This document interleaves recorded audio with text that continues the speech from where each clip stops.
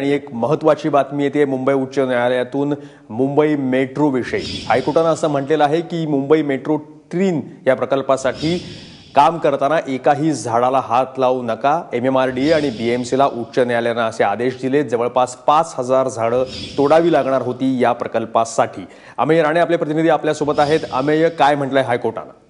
Mayuresh, metro 3 चा जो प्रकल्प आहे, ज्यात सिप्स ते कुलाबा असा जो मेट्रो 3 चा कॉरिडॉर आहे, त्यात प्रामुख्याने कुलाबा परिसरात मेट्रोचा डेपो होणार आहे आणि त्याकरता मोठ्या प्रमाणात वृक्षतोड अपेक्षित होती। जवळपास 5000 झाडांची ही वृक्षतोड अपेक्षित आहे।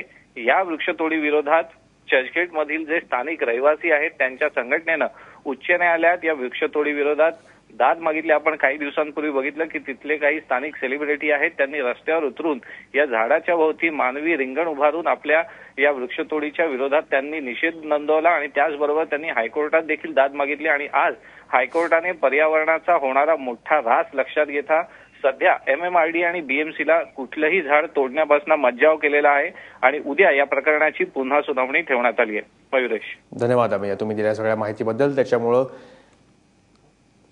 तुर्तास जी झाडं तोडावी लागणार होती, विशेषतः कुलाबा परिसरातली मेट्रो 3 प्रकल्पासाठी, ती तोडता येणार नाही जोपर्यंत हायकोर्टाचा पुढचा आदेश येत नाही तोपर्यंत।